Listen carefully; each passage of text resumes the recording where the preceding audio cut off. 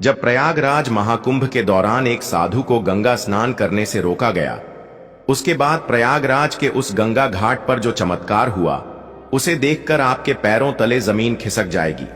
साल 2025 के जनवरी माह में प्रयागराज में सदी का सबसे बड़ा महाकुंभ लगने वाला है।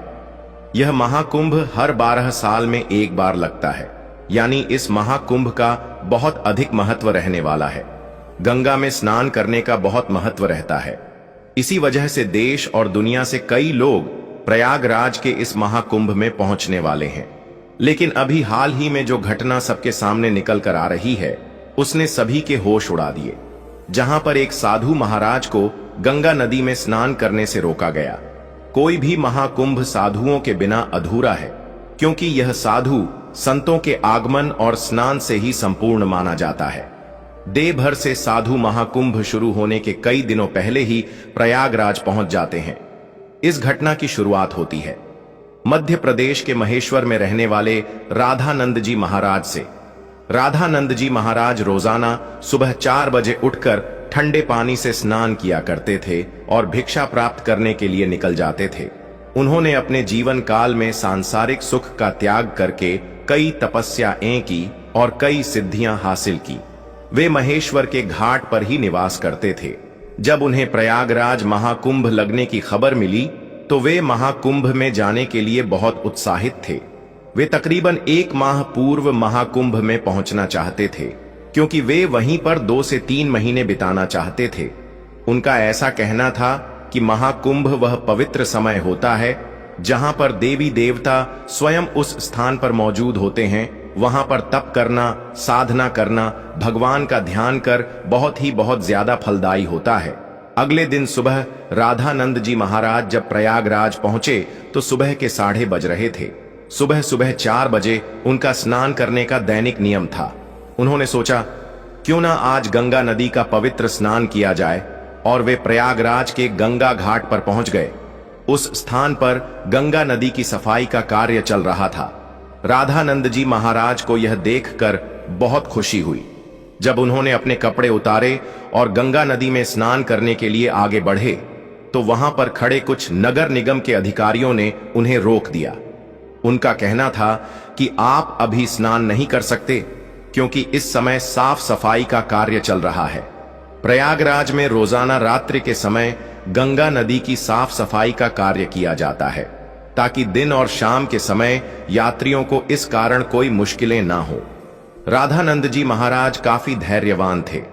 उन्होंने सफाई अधिकारियों को समझाया कि बात बहुत अच्छी है, लेकिन नित्य मेरा 4 बजे नहाने का नियम है, और आज अगर मैं प्रयागराज पहुंचा हूं तो मैं गंगा नदी में ही स्नान करूंगा, और मेरे एक अकेले के नहाने से ना तो तुम्हारी व्यवस्था बिगड़ेगी और ना ही मुझे कोई समस्या होगी। लेकिन वह अधिकारी अचानक से गुस्सा हो गया और उन साधु महाराज से कहने लगा कि आपको इसी समय क्यों नहाना है? अभी पूरा दिन पड़ा हुआ है।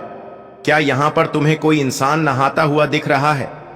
क्या तुम्हारे अंदर इतनी शक्ति है कि तुम सुबह 4 बजे इतने ठंडे पानी से स्नान कर लोगे?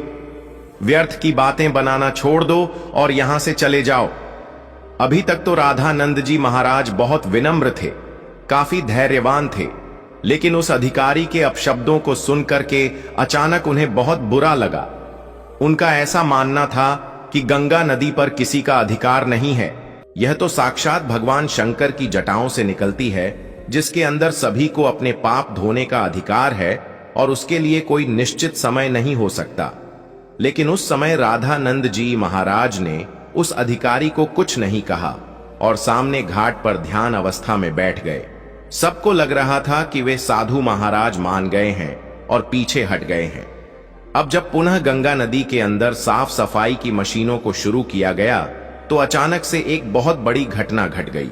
वे सभी मशीनें शुरू होने का नाम ही नहीं ले रही थीं। ऐसा लग रहा था मानो वह जाम हो गई हो, या उनके अंदर बहुत सारा कचरा फंस गया हो। अधिकारियों ने मशीन को देखा परखा और उसके अंदर का सारा कचरा बाहर निकाल दिया। सबको उम्मीद थी कि अब मशीनें कार्य करने लगेगी, लेकिन फिर जब मशीन शुरू की गई तो कोई भी मशीन चालू होने को तैयार ही नहीं थी। सभी अधिकारी बहुत हैरान थे, किसी की भी समझ नहीं आ रहा था। लेकिन जब मशीन चालू नहीं हुई तो कई मैकेनिकल इंजीनियरों की टीम को मशीन देखने के लिए बुलाया गया। उन सभी मैकेनिकों ने मशीनों को अच्छी तरह से जांचा परखा और यही पाया कि मशीन तो एकदम सही है, लेकिन इसके चालू न होने का कारण किसी को समझ नहीं आ रहा था। राधानंद जी महाराज अभी भी उसी घाट पर ध्यान अवस्था में बैठे हुए थे। गंगा नदी का साफ सफाई का कार्य उस दिन रुका हुआ था। सभी लोग बहुत हैरान थे।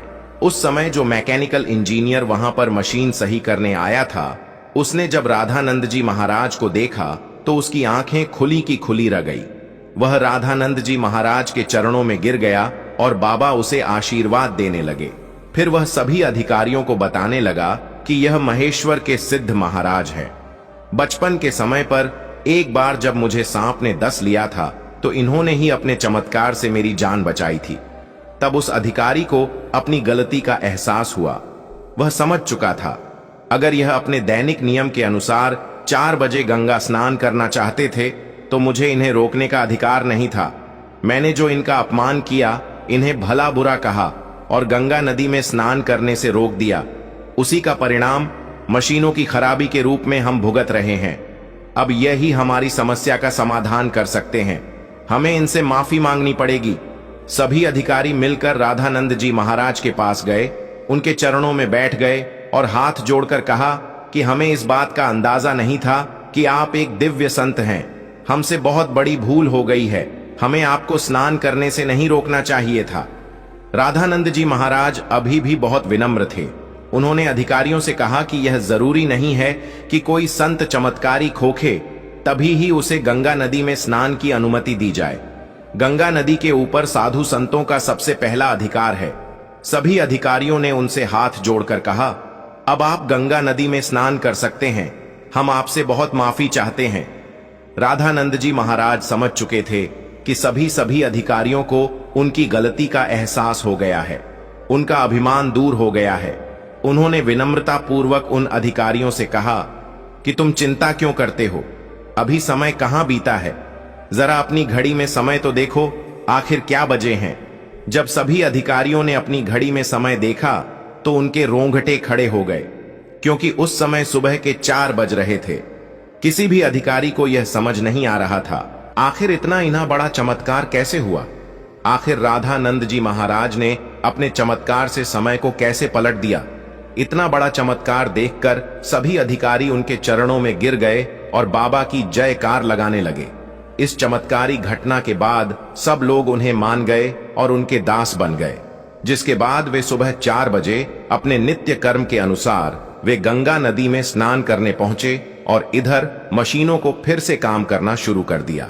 सारी मन एक साथ चालू हो चुकी थी, जिससे यह प्रमाणित हो गया कि यह मशीनें केवल रामानंद जी महाराज के इशारे का इंतजार कर रही थी।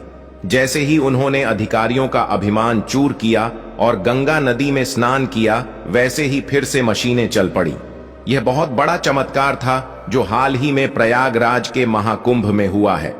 वास्तव में दोस्तों, यह भूमि साधु संतों की भूमि है। यहाँ पर साधु संतों का ना तो अपमान किया जा सकता है और ना ही उन्हें छो समझा जाता है।